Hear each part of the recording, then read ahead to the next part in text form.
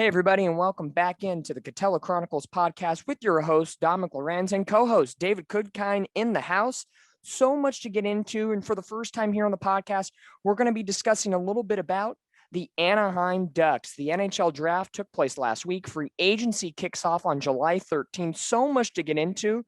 So we're going to talk a little bit Anaheim Ducks Day in the first half of the show, and then once we get to the back half, oh boy, the Los Angeles train wrecks. The Los Angeles Angels. We got plenty to talk about them. A season that's trajectory is going down, down, and down by the minute.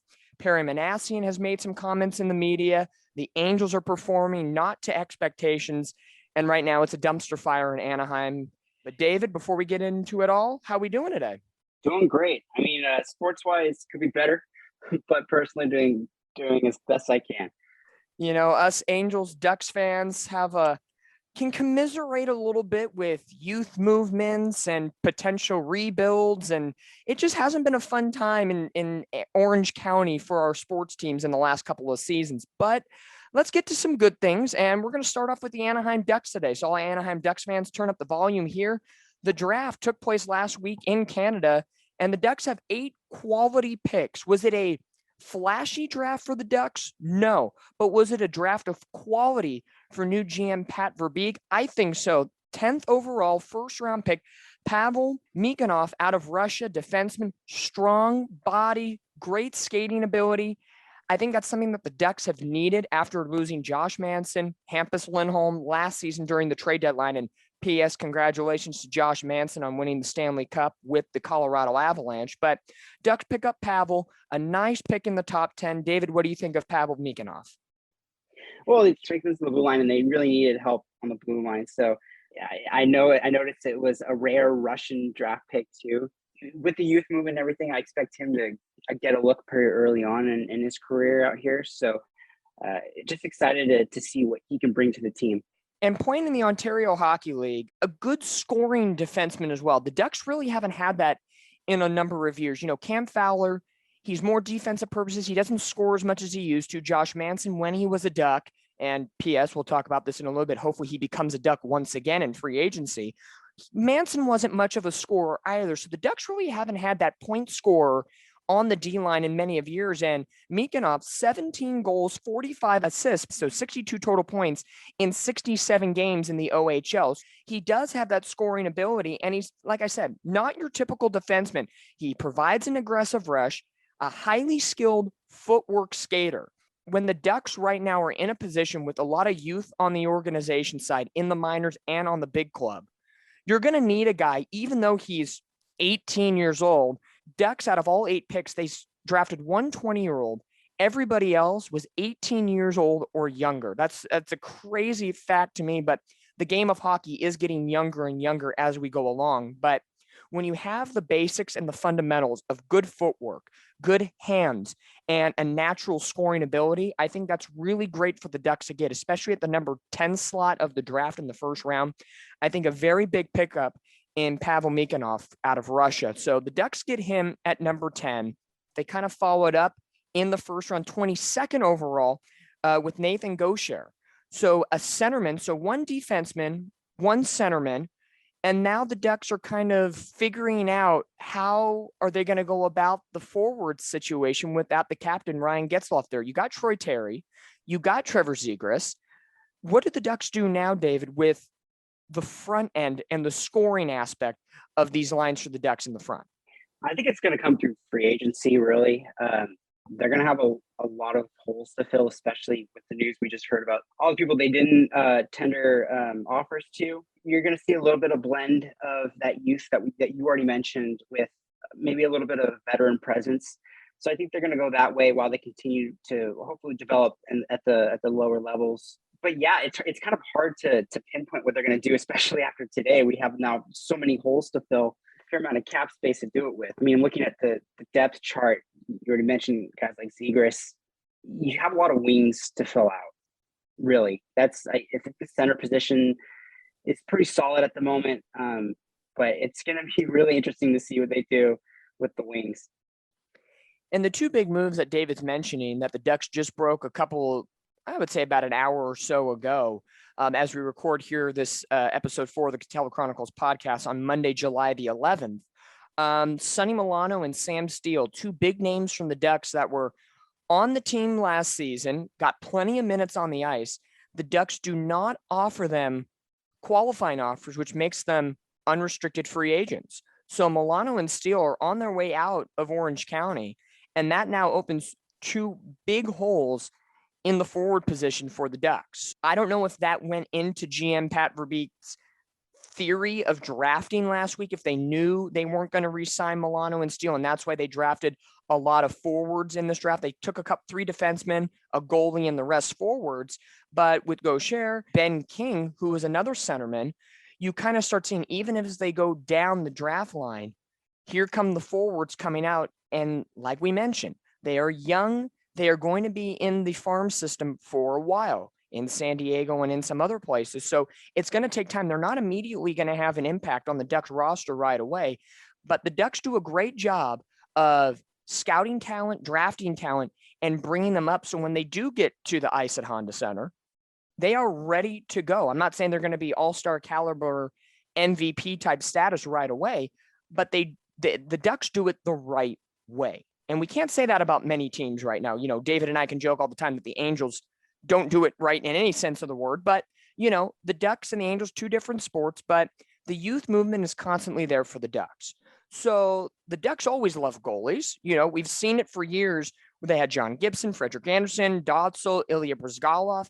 What is it about the Ducks and goalies that is always a match made in heaven? I have no idea, but it always works, doesn't it? It's like you look at Brizgalov, Shakir, Guy Bear. It's like I name all these guys, and these were all really solid goaltenders for the Ducks. And I know Dostal is essentially the next protege, the guy to replace John Gibson eventually. But I mean, whatever they're doing with goaltending, it always works. And it's like they really don't have any duds. So I trust the system when it comes to developing goalies. So, you know, if they're going to draft one, I always have high hopes. Yeah, and the Ducks have had some interesting rumors about their current goaltender, John Gibson, so far this offseason, that he may be traded. He may be asking for a trade. A lot of those rumors have been shut down, that Gibson said, I'm here in Anaheim. I am staying. I'm not going anywhere. Everybody needs to chillax, essentially. But it is true. The Ducks have a long lineage history of statistically very good goaltenders that get the job done. We thought when John Gibson came up, you know, the Ducks lost Frederik Andersen. We thought, oh, Freddie was going to be the next heir to the throne, going to be here forever. Right. He goes, and now we're saying the same thing about John Gibson. So it's almost like it's a very beautiful issue to have when you're the Ducks. It's almost like the Los Angeles Dodgers with pitchers. Just the rich get richer sometimes. So when it comes to Ducks and goaltenders, it's just a very good match made in heaven. Overall, I think looking at the Ducks draft in general, it wasn't flashy. They didn't go out and trade picks for other picks. They just went in, took the picks that they had, 8 total, went in and said, okay, this is what we're doing. We're going to go in, pick the best players at when our slot comes up. And I feel Verbeek did a very good job. Again, getting Meekin off in the first round, Gaucher in the first round, and then they picked up former teammates in the Quebec Major Junior Hockey League, Noah Warren and Tristan Lanoux. So you get 2 guys that have played together. And then with picks 5 through 8, you got Ben King, Connor Hividson, and then Michael Callow, and then the 6th round goalie. And forgive me if I misspeak on the name, but Velasquez Butyets. That's a tough one. That's a tough one. I don't want to be an NHL broadcaster at that point when he makes his debut, but the Ducks do a really good job, I feel, of drafting and scouting. I feel I can give this draft off the top of my head, looking at the analysis and kind of going through it on my own and looking at some video. I could give this Ducks draft a solid B+. They addressed needs and did a very good job. Right. I agree. B+ is super solid. It wasn't a sexy draft by all means, but it was really, really solid. They really did address almost every position. They created a lot of depth and continue that youth movement going. And so you can't knock the Ducks for what they did. Absolutely not. And that kind of tails into the next part of the Ducks conversation here in the podcast is We are less than 48 hours away from NHL free agency being open. We already mentioned Sonny Milano and Sam Steele were not given qualifying offers. They will not be potentially on the Ducks unless some free agency deal. But typically, if you don't get the qualifying offer, the odds are you aren't coming back to the team that you were with the year prior. So the Ducks have $40 million around in cap space for the upcoming season. A lot of money in the NHL. They could get at least 2, if not 3 pretty big stars or quality players to fit this roster that has a lot of youth. And we've talked about this already. The youth movement is in full effect with the Anaheim Ducks. Ryan Getzlaf just retired. A lot of trades last trade deadline with Lindholm and Manson and Raquel. It's going to be a new era of Ducks hockey. And this is what they brought in general manager Pat Verbeek for. Not to get too forward thinking, but with a lot of the names that are on the Ducks right now, look at next season, what unrestricted free agents that could be if they don't get qualifying offers. Comtois, Terry, Zegras, and Grant. Those are 4 big names on the Ducks depth chart currently that could be gone next year. I don't foresee Terry and Zegras truly going anywhere because those are pretty much going to be the cornerstones of your franchise now. They're pretty much going to be the new Getzlaf and Corey Perry to this organization, right. I think, in my opinion. You have to go about it that way, at least, if you're the Ducks management. Exactly. And so what they have to do now is they got $40 million to play with. Let's go spend on some free agents. The Ducks really haven't made big splashes in the free agent market in at least, I would say, 4 or 5 seasons. It's been quite a while since the Ducks have made not just one, but numerous splashes in that market. Now, for me, I know I have my list of 2 or 3 players that I would like to see the Ducks have. I know David has a few that he might think of as well, but I know one that we both agree on. Josh Manson.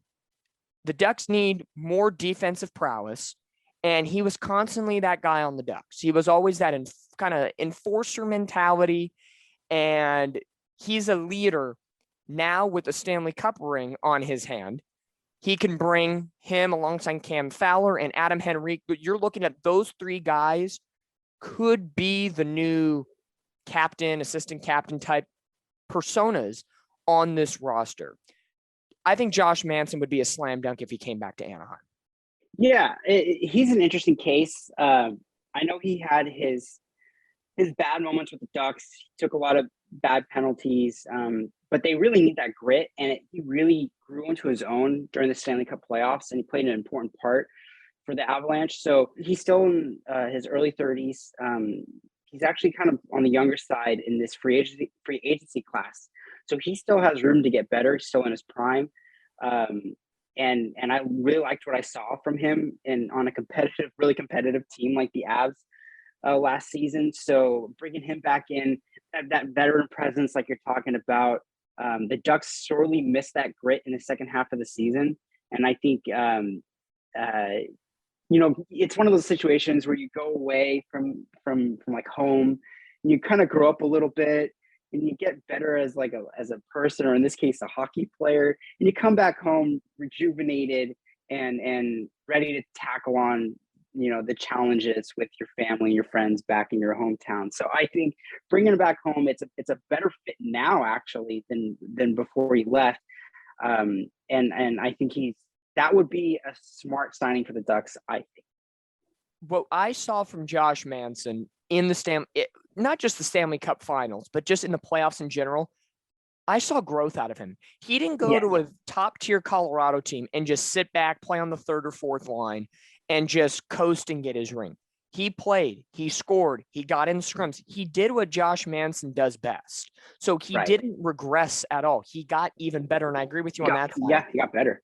I think getting him back now would benefit the roster that the Ducks have even more so than when he was here prior. And if he stayed the whole time, and if he was just here through the tough second half that the Ducks experienced last season. So Josh Manson getting re-signed to the Ducks, I think would be a huge A+ for this team. And I could easily see him going to one of the 3 captain positions right off the bat. Right. With the news of Milano and Steele and some forwards not coming back to the Ducks, there are some vacancies now that need to be addressed. And I didn't think this would be somebody right on top of my chart, But I think with the news today, I think it inserts itself into the top 5, if not top 2 move. The Ducks need to go out and get a score. Zegras is fantastic. Troy Terry is a terrific scorer, but the Ducks need more. And I think with young kids, sometimes they're afraid to shoot. They're afraid to make those extra passes. The Ducks need a surefire score. And I honestly think, I don't know if it could happen, but he was with the Calgary Flames for all of his career thus far. Why not bring him down into the state side of things to Southern California? And let's go get left winger Johnny Gaudreau from the Calgary Flames. I think he just had a career year scoring, a career year in points with 115, took the team into the playoffs. He is a good young player. And it's still a weird thing. He's been in the league for so long that he's still considered a young player. But Johnny Gaudreau, I feel, is a good left winger the Ducks could get. If not, let's go to the other side of the ice on the right wing position. And a name that I think is on the bottom of some lists, but I think is still young. He's been in the league since he was 16 years old, and he's 23 now and still going to the free agent market for the first time in his career. Patrick Lane of the Columbus Blue Jackets. We saw him all the time when he was with the Winnipeg Jets. He is a proven scorer. So I think pick the right side, pick the left side. I think those are your 2 best options, at least in my side, when you're looking at those positions and when you're strictly looking at scoring. David, what do you think? And do you have people or free agents on your side of things that you think the Ducks could go out and get? I think they should be in on as many as they can. I love your Gaudreau pick, Johnny Hockey. I love watching him play as long as it's not against the Ducks. I think his skill set along guys like Zegras and Terry would be so fun to watch. I love his game. That for me is like the A+ signing they could do. I don't know if that's necessarily what he wants to do. I think he's a good fit in Calgary still. And they're further along than the Ducks are, but I would love Gaudreau. I think an interesting name to look out for is maybe PK Subban. He's a veteran guy from the D line who would provide more of that offensive defenseman that we've kind of talked about that the Ducks don't really have. He's not the PK Subban of old. There's definitely been a decline, but he's still only 33. He still has some value there, and he wouldn't break the bank necessarily. So he could be an interesting guy to like look at. But then I'm also looking at this market. I think it's going to be really competitive at the same time. So you have like Andre Palat. You have some really good wingers out there that are going to maybe be able to reach the Ducks. It's going to be a tough sell for some of these guys just because it is still technically a rebuild. It's not a particularly strong hockey market, even though, all the players come out here who play for the Ducks or are super vocal about loving playing out here in Anaheim. So for the super competitive offers like that or super competitive free agents like that, it's going to be tough. That's why I don't have a ton of optimism in getting in Gaudreau, but that's the guy I really, really, really, really, really want.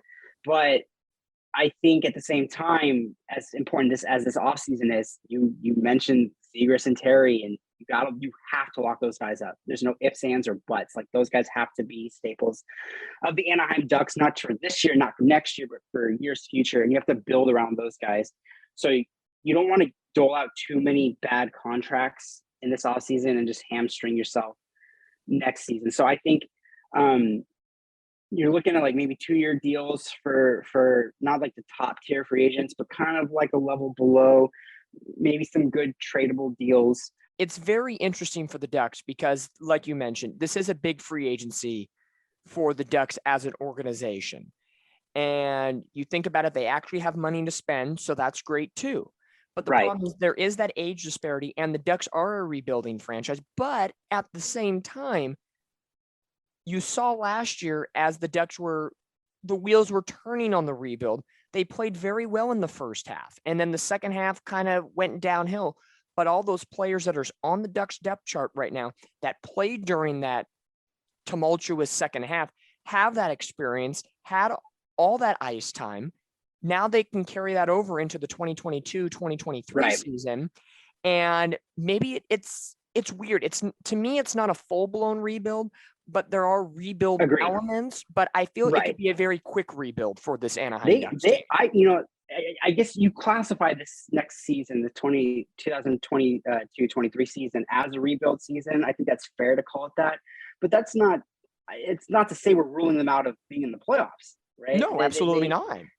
I think the rebuild is that you're relying on a lot of youth, and that can be a hard sell to some veteran players. Like, there's a lot of uncertainty with the Ducks this upcoming season, where where like you look at a team like Tampa Bay, like they're going to be tops in the league again. Like, but there's talent here. You can see it, and they're not that far away. Like, this is not going to be a long rebuild.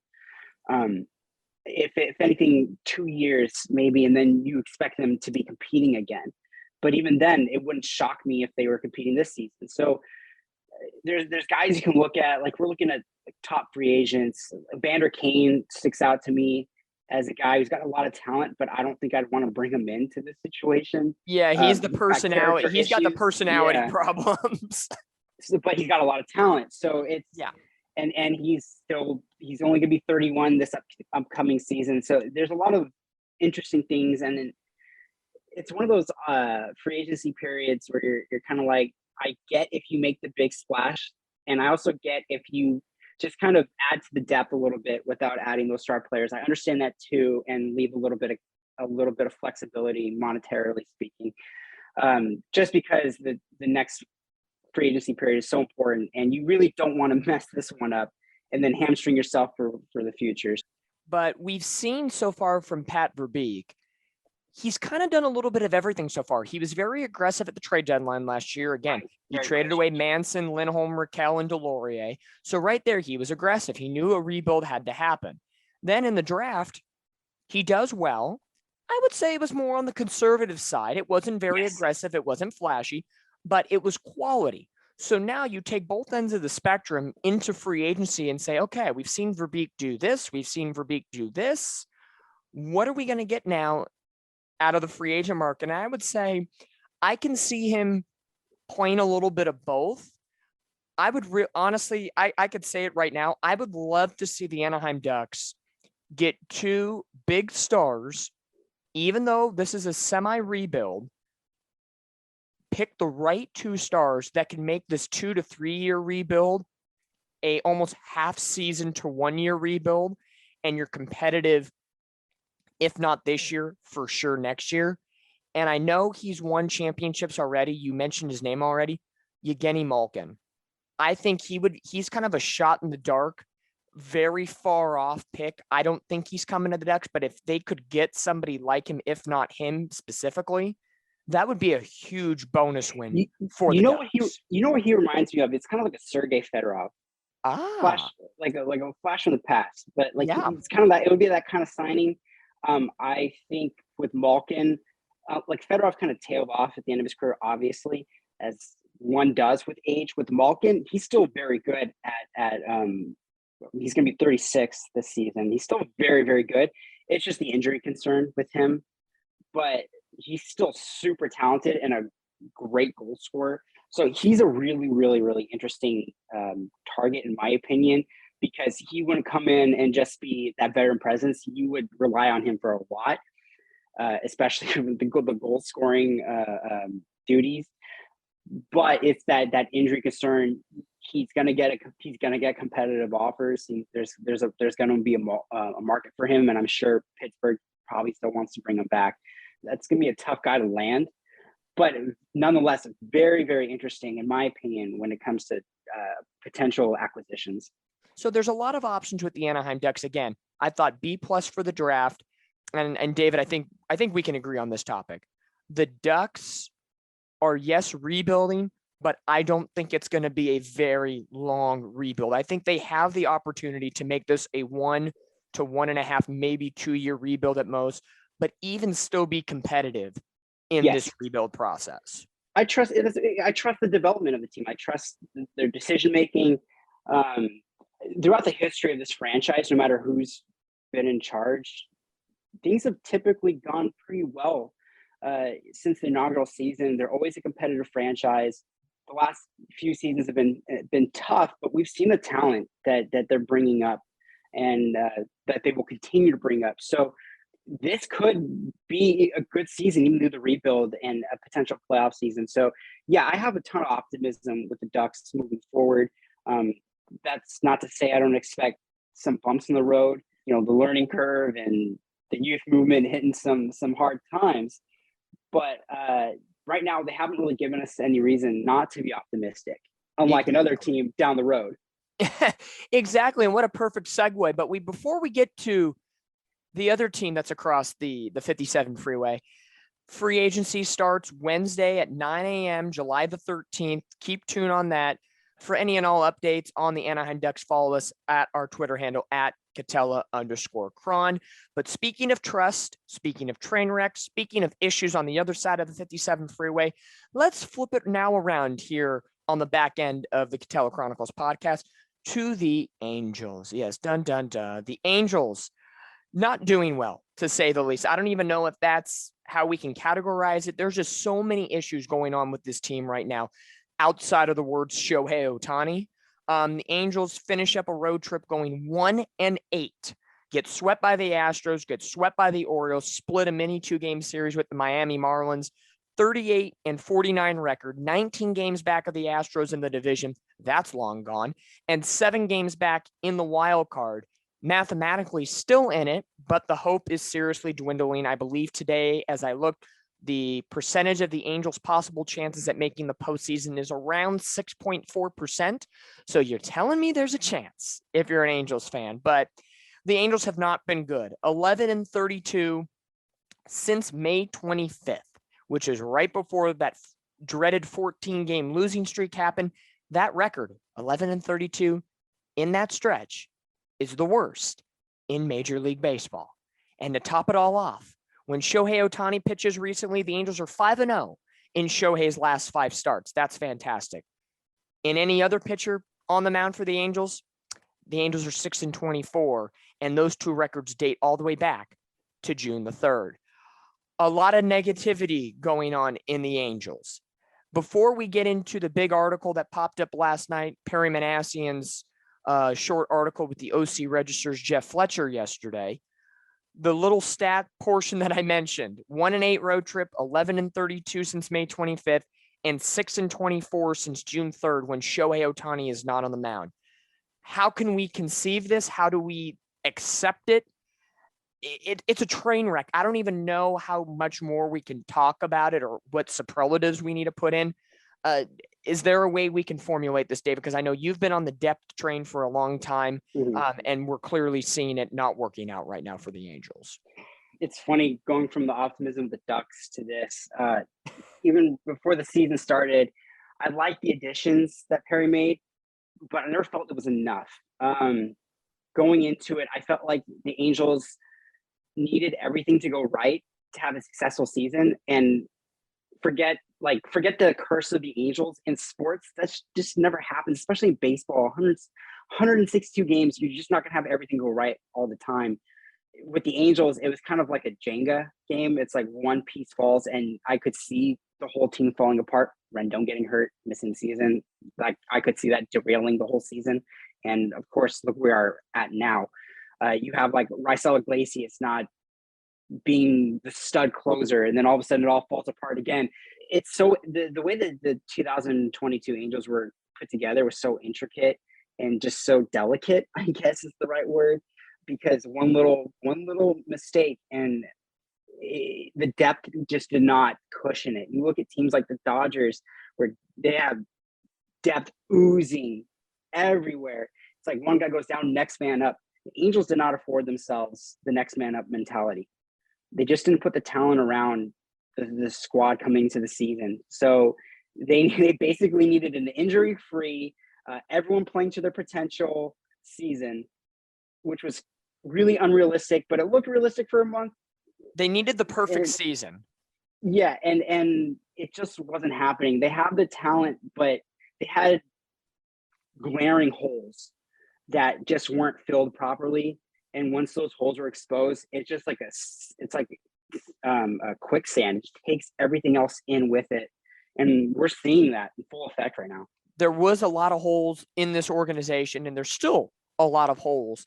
in Right. this roster right now. And I think going into the season, they might have had the approach of, well, even though we have some holes, our stars are going to cover them up when they play extremely well. The problem is when those stars have the slumps, it's going to really exacerbate that issue. And unfortunately, we've gotten more of the exacerbated problem than the prettier picture that we all hoped and dreamed.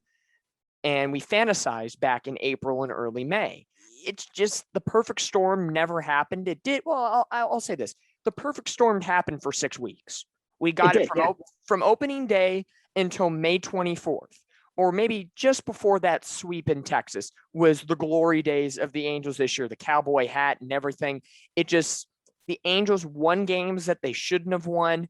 They just had phenomenal performances. The Detmers no-hitter, Rendon's left-handed hitting home run, Trout being Trout, Ohtani being Ohtani. Take me back to that. We were in fantasy land for a while, we all talk about the Angels being in Orange County and Disneyland not that far down the road. We were living in fantasy land for a little bit, but then the 14-game losing streak, Joe Maddon getting fired, then the brawl with Seattle, and then just issue after issue after issue. It's almost like if the Angels season could have been summed up in one scenario, it was Archie Bradley busting his elbow, falling out of the dugout during the melee brawl. It's like, Yeah. It had all good intentions, jumping out of the dugout, looking to support your boys and try to stop what was going on. But then you slip up, fall, and then bust your elbow, and it all goes downhill from there. It's just the epitome of a rise and fall for the Angels. And we all get our hopes up, but I don't know if we can even get our hopes up anymore because there are no hopes to be lifted right now. It's just very dark, very dreary, and it's very hard to put a smile on your face with this team right now. It's rough. So I'm a Jets fan, the NFL team, obviously, New York Jets, Clippers fan. I'm looking at my sports fandom situation. Like the Angels are the worst off team, and I root for the Jets and the Clippers, historically bad franchises. And I'm most pessimistic about the Angels. And it's not just this season; it's next season, season after. It's like, who knows what happens with Ohtani if he sticks around, and even if he does, do they have the pieces in place to put a successful team around him? And the development hasn't been where it needs to be. This is like a failure, not just of the players, but the coaching staffs, the front office, the culture of the team, the owner. It's really bad. The infrastructure right now is really bad with the Angels. And I hate talking about it like this. And I know we're all suffering with this team right now, and I'm not helping. But sometimes you just need to vent and Truth face bombs. realities. Yeah, Truth you need bombs. it. And I'll tell you, at least the hurt will be a little bit less because you're not, you take the rose-tinted glasses off for a second, and this is what to expect. I don't see it getting better in the short term.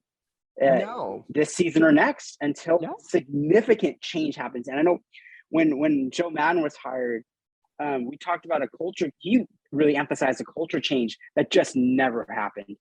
And No. At this all. season is definitely not on him. Phil No, Nevin I don't has think not so. Phil Nevin has not done any better of a job, and the players just have not produced. So even now, I don't even know if firing Maddon was the right move.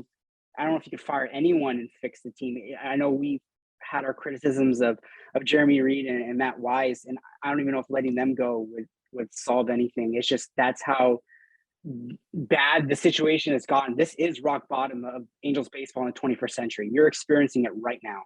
Yeah, I think looking back at Joe Maddon getting fired during that 14-game losing streak, back then when it happened, did I think it was a knee-jerk reaction?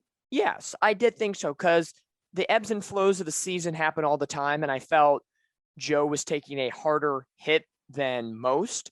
I think it was maybe his response to the losing streak that maybe agitated Perry or ownership more of it'll be okay. It'll be okay. Let's be real. We love Joe Maddon, but he is that prototypical hippie vibe type person where it's all good, man. It's fine. We'll be fine. Don't worry about it. It'll all work itself out. And I think that's just a generational thing. Back in the 60s, 70s, and 80s in Major League Baseball, that mentality was perfect. The game has evolved and the game has changed in that time, and the mentality is different.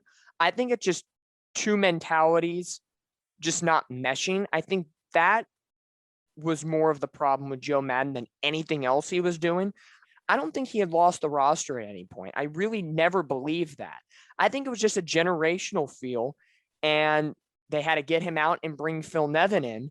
He was more the aggressor, more, I'm going to light a fire under your butt, and if I need to scream at you, I'm going to scream at you. Right.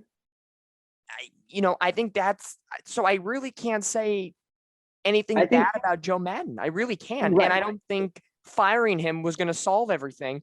And I think it's, again, like a lot of things with Angels baseball, damned if you do, damned if you don't. I think if the Angels didn't fire Maddon and they continued to play this way, he was going to get fired anyway. If you did make the switch, and let's say the Angels season turned around, then, praise Perry Minasian, Maddon's gone, Nevin's the new Messiah, and you go on for there.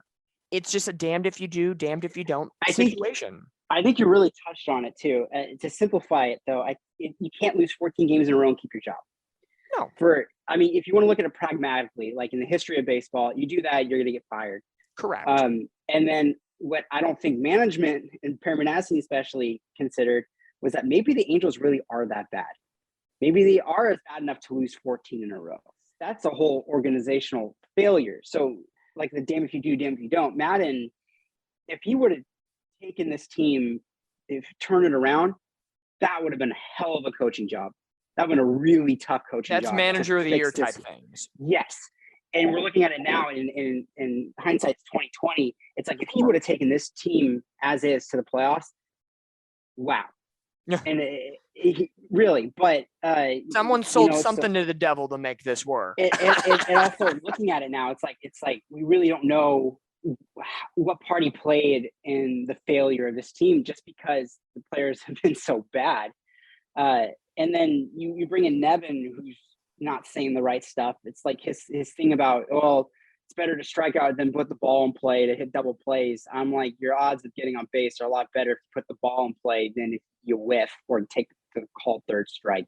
That whole statement was asinine, and he's not saying the right thing. So he's obviously out of his element here with maybe not coaching, but this adversity that the Angels are currently facing. I think us as fans, we're puzzled with what's going on, because we sit there and say, how is this the team we celebrated and thought was going to be a contender in April and early May? And now looking at them now, they deserve to be benched for the rest of the season. And we don't want to watch any more Angels baseball if it's going to be this bad. I don't know if the coaches and players are realizing that and they don't know what to say anymore. And it's just whatever's coming out of their mouth is coming out of their mouth. But looking at Perry Minasian's response in the OC Register with Jeff Fletcher, claiming that he is at fault for everything going wrong right now with the Angels, as soon as I read the first paragraph or two, I said, this is clearly the captain of a ship jumping overboard and taking one for the team in the chest. Like, no doubt about it. He wants to be nice and not throw anybody else under the bus, including ownership. So he almost has to sit back and get grilled for it and just accept it. And hopefully things turn around, and hopefully by him kind of laying out on the line for this team, that they'll in turn play for him in that sense and make him feel better about himself. That's how I took the initial article from last night. Maybe it's just no one's taking blame, even the players. It's like, it's a slump. It's like the slump's half a season now. Yeah. With Minasian, it's interesting with him. I can't comment definitely, because I don't know what happens behind closed doors. I don't know how much of an influence Arte Moreno has on the decision making during the free agency process. But clearly going into it, they didn't really have any offensive depth in the infield, especially. And then in the outfield, you're really relying on the development of two young kids to continue and for them to take that major next step, which is a huge ask of anyone that age in this sport. So they really didn't build any safety nets with this team going into this season. They kind of just strung together makeshift hitters, I guess, essentially with Tyler Wade trading for Wade and Velasquez and adding those pieces. Like, if those guys fail, then you're screwed, essentially, with how the roster was constructed. And then I did like what he did with the bullpen, but you could have done more with the rotation. You could have really gone after Rodon, who's had a really nice season, and that was the guy I was really pushing for. I mean, they went with interesting acquisitions instead of like home run or really high ceiling. I think Syndergaard was the highest ceiling guy they acquired in the offseason, but even then was still a big question mark how he come back from injury. And he's been a nice piece. He has been, but they could have really gone out and gone an ace type pitcher to complement Ohtani, and they didn't do that.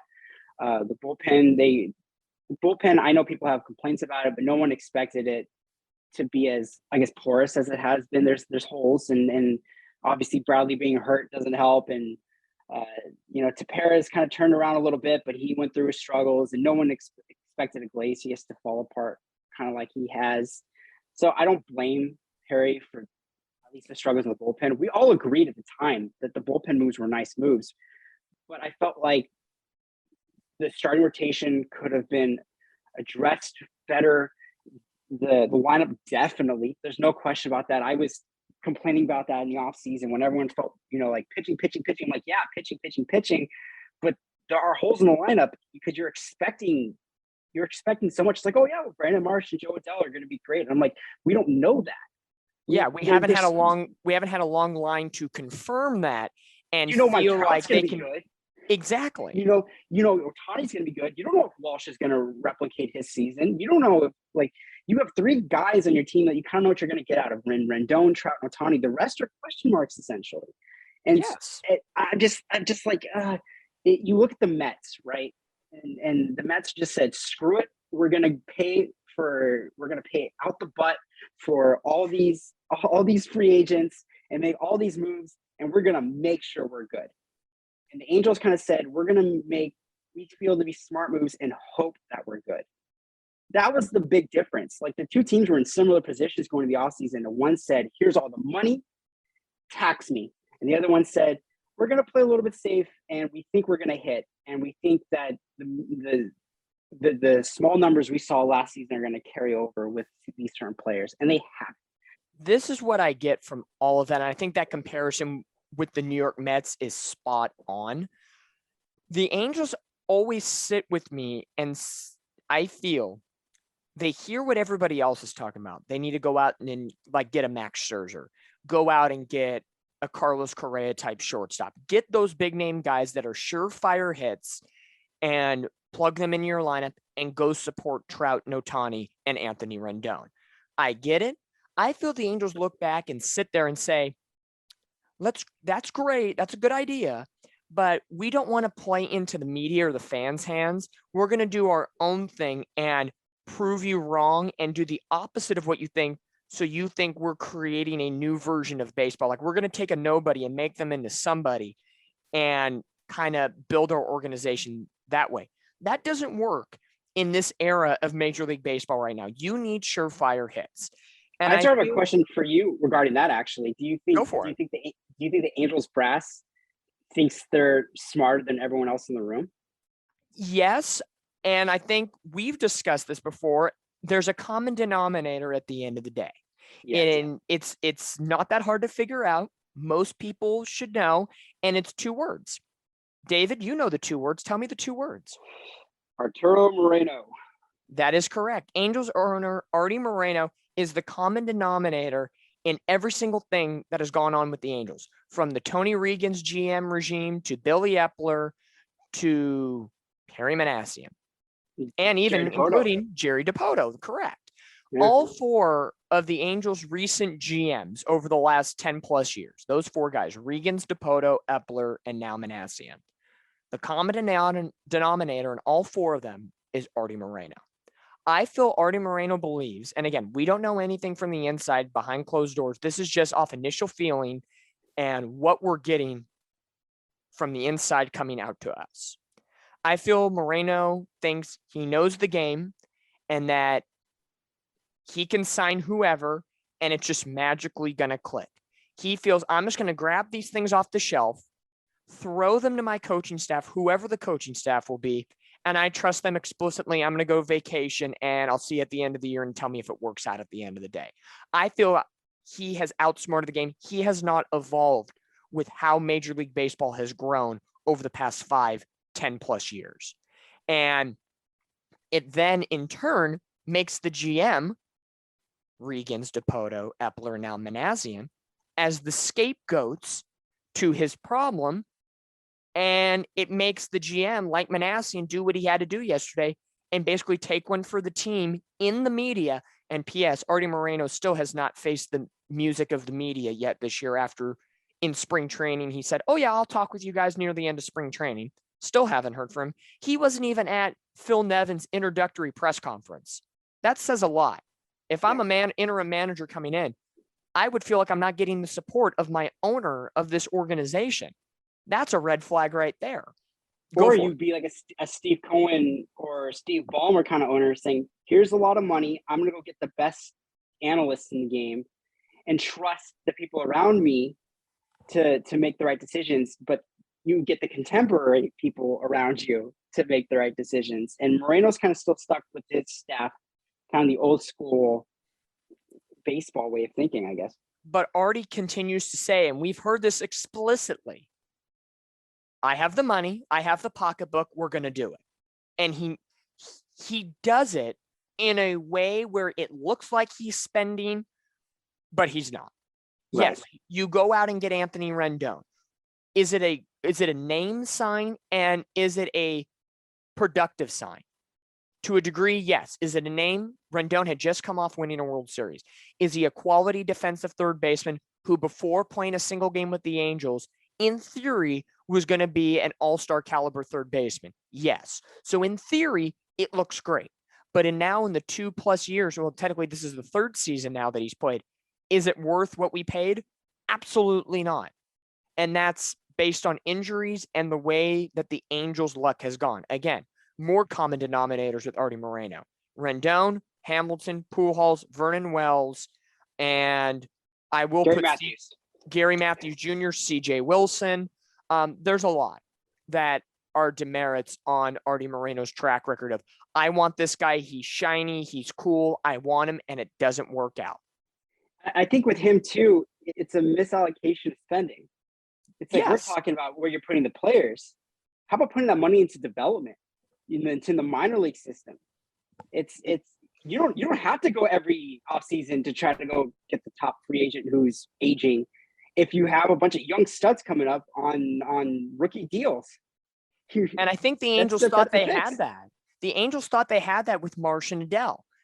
They both have talent, nothing against their talent, but are they fully ready to take the responsibility of a full 162 game season, play quality outfield, and bat at least 260 with productive at bats of moving runners over, clutch hits? They're not quite there yet. And we're clearly seeing it this year with Brandon Marsh. He has regressed this year, and I was on the full Brandon Marsh train. Do I still think he's a Gold Glove caliber outfielder? Yes. His defense is not the question. It's the offense that's the question. And that was the same thing in a way with Joe Adell. It was the offense was sketchy, and his defense really put him back down to AAA. And I know he's batting extremely well right now in AAA, but let's have a moment of realism for a second. AAA pitching and Major League pitching are two completely different things. If he comes back up at any point this year and he hits, great. I'm happy for the kid. Bring it on. If he doesn't, we really need to have that conversation of, do we need to trade Joe Adell? I think that's true. And it's almost in fairness to Joe. So he finds an organization that properly develops him and gets him in the right track. Does he have to be, even though he was a #1 prospect overall in the Angels farm system a few years back, if he gets traded to another organization, I think he would consider his career a success if he goes out and becomes a 260, 270 hitter, 15 to 20 home runs, 60 RBIs, and at least makes the postseason and does some good things right. I'm not saying he's got to go be Mike Trout in order to define a successful career. I think he just needs to be properly developed. And I don't think the Angels are giving him that right now with the constant up and down situation that they've kind of put him in. And you can tell his frustration is coming out. Right. It's obvious they don't know what to do with him. It's like they have no plan for him.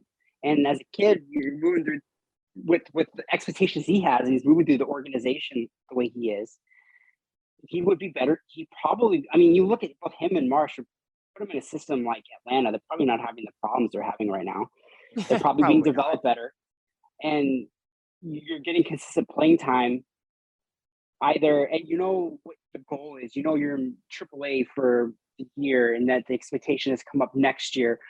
What do you do with Adell right now? And it's one thing for us to be asking that, but I have a feeling that's what the front office is asking. That's not okay.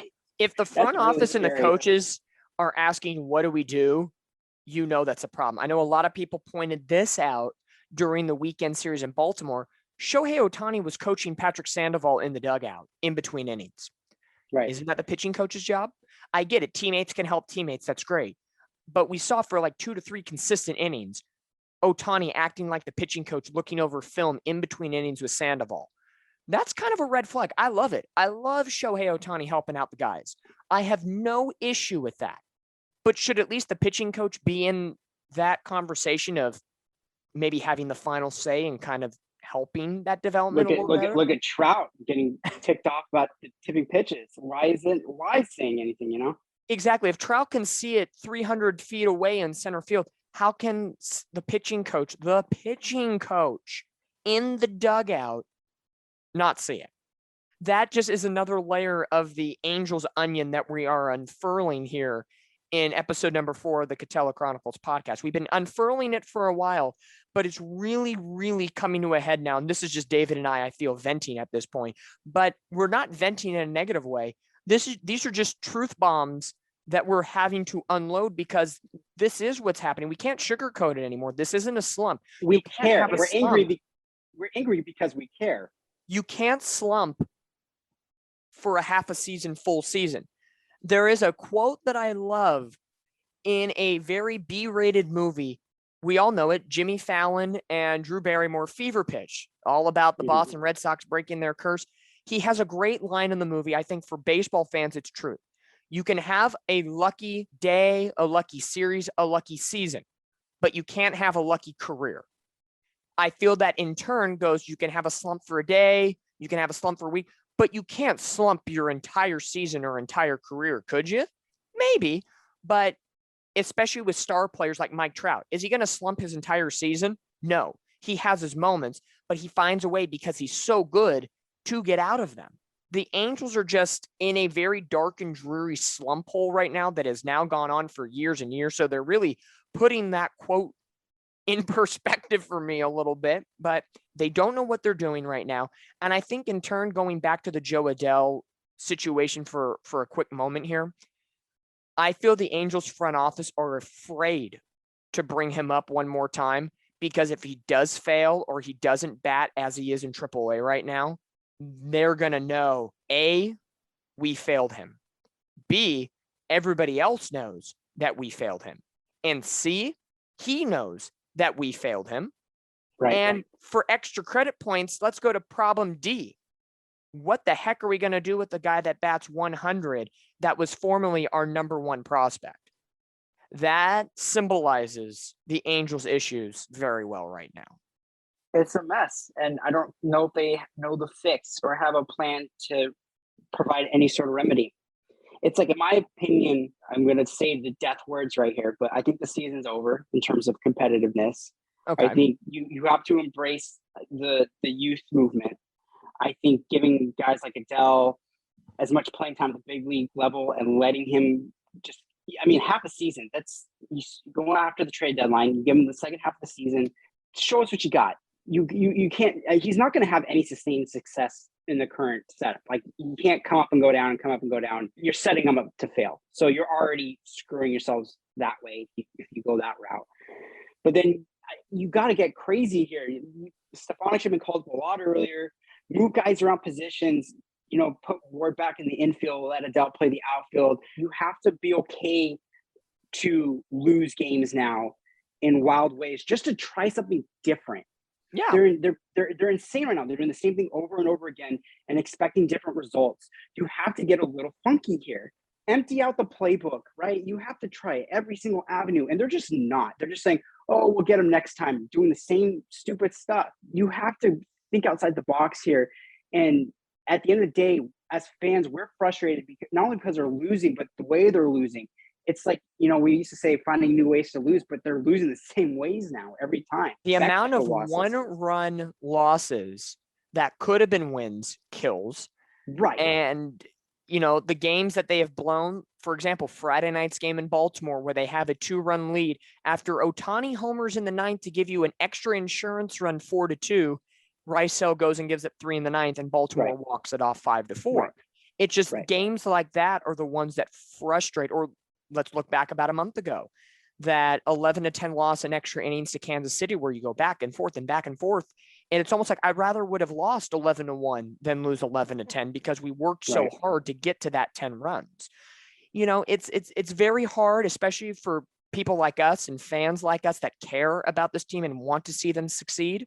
I will say this before we get to the end here of the Katella Chronicles podcast, episode number 4, is that I do want to give a moment of positivity for 5 seconds.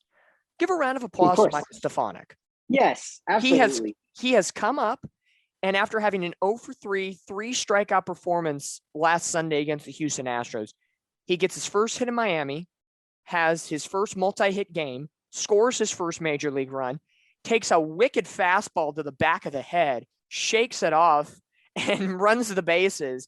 And in 2 games against Baltimore, the final 2 games of that series, Saturday and Sunday, he gets on base 7 times in 2 games. Like, what? An Angel player can do that? Oh my gosh, I didn't know that was possible. Like, this kid knows how to get on base, and he's doing exactly what he was doing in minor leagues. And what I love about his game, he is not a power hitter, and I'm okay with that. He is a short, compact hitter. He doesn't care. It's almost like when David Fletcher came up. They don't care where they put the ball in play as long as they get on base. It's that beautiful quote from the movie Moneyball. He gets on base.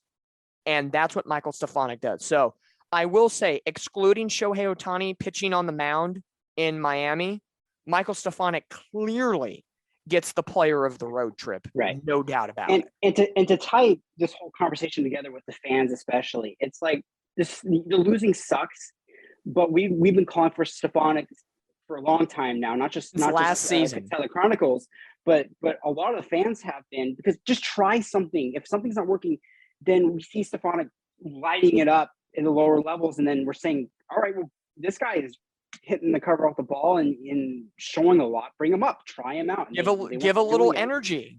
Right. And so if stuff's not working, fine. But as fans, I think we'd be more forgiving if you're opening the playbook and trying all avenues and calling up the guys who deserve a shot.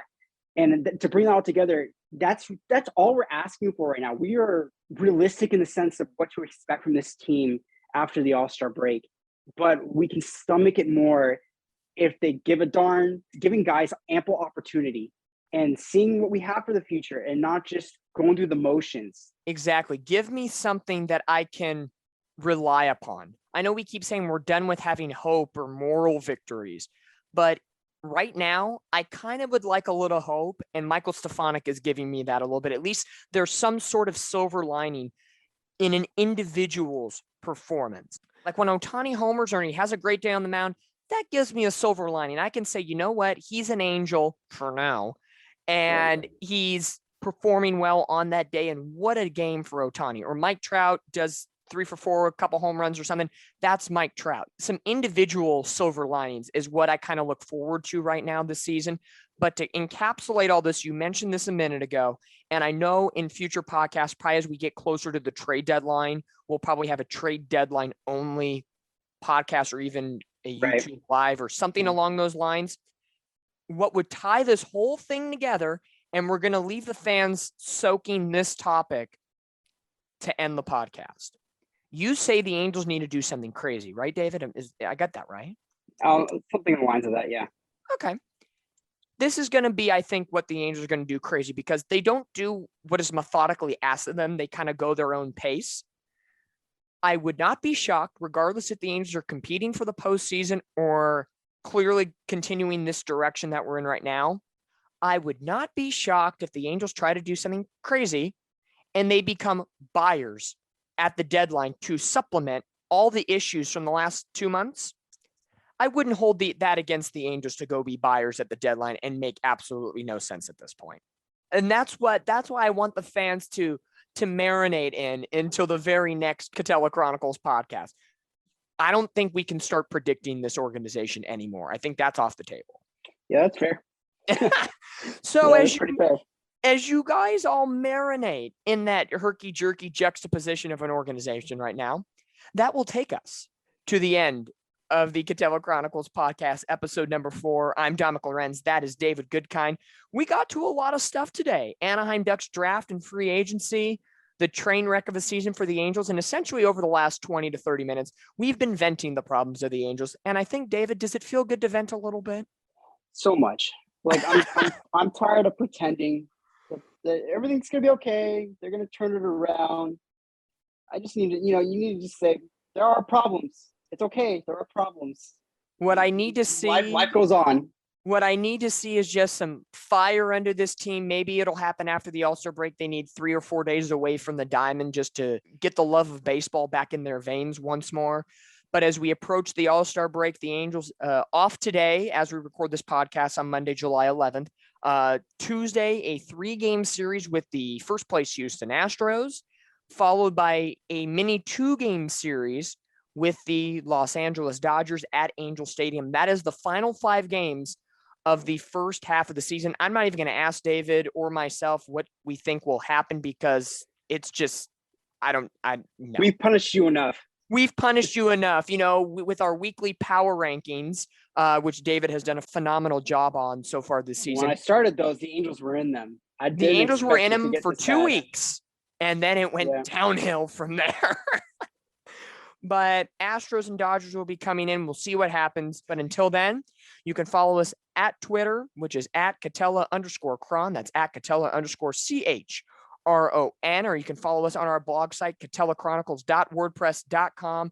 You can see things written by myself, Dominick Lorenz, David Goodkind with his weekly power rankings and other things, as well as our co-contributor, Taylor Array. She has been putting out some, in case you missed it, every Friday. She's going to be posting kind of a weekly recap of what is going on with the Angels. So check those out every Friday from her.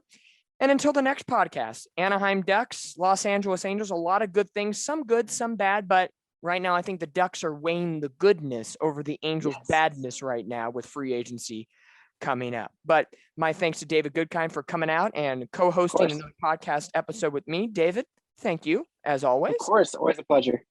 And until next time, Katella Chronicles fans, we are the heartbeat of pro sports in Anaheim.